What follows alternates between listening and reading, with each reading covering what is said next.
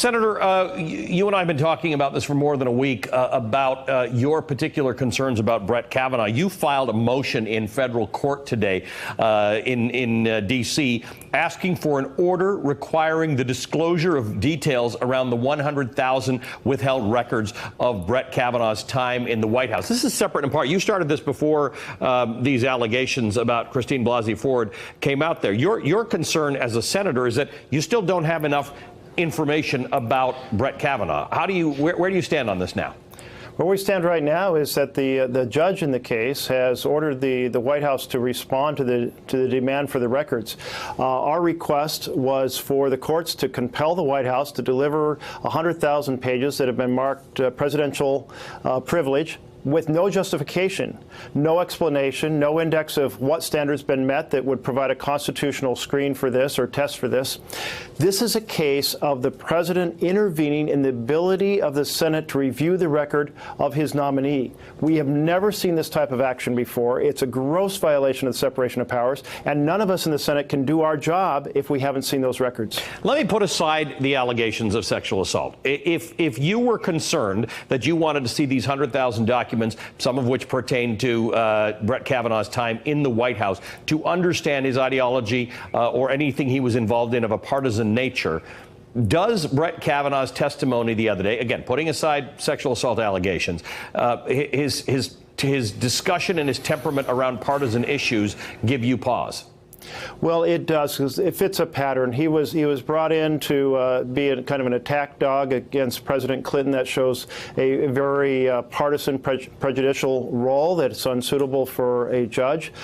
Plus, when he was confirmed in 2006 for his current position, there are a number of things that he said that have turned out not to be accurate. He had claimed he wasn't involved in certain discussions over certain nominees, and yet he was. He claimed he didn't know about these stolen Democratic records from the Senate, and it turned out he received them. So when you see that kind of misrepresentation and then you combine it with all of the whoppers he told in his testimony last week, you have a real picture of someone who basically is not honest and is extremely partisan, and use the words, what goes around comes around. So he is promising retaliation.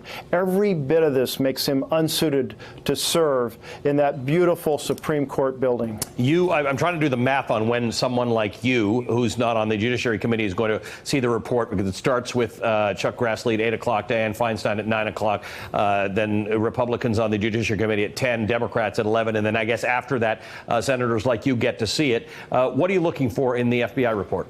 Here's what's absurd. We've been told there's only going to be one copy, and so essentially 100 senators would have to line up sequentially. This is yet another gross violation of any sense of fairness and access. Why? Why does that even make sense? It makes no sense at all, and I certainly hope they'll reconsider, because you have 100 senators who should go read this material, and quite frankly, none of us really expect to see much of value.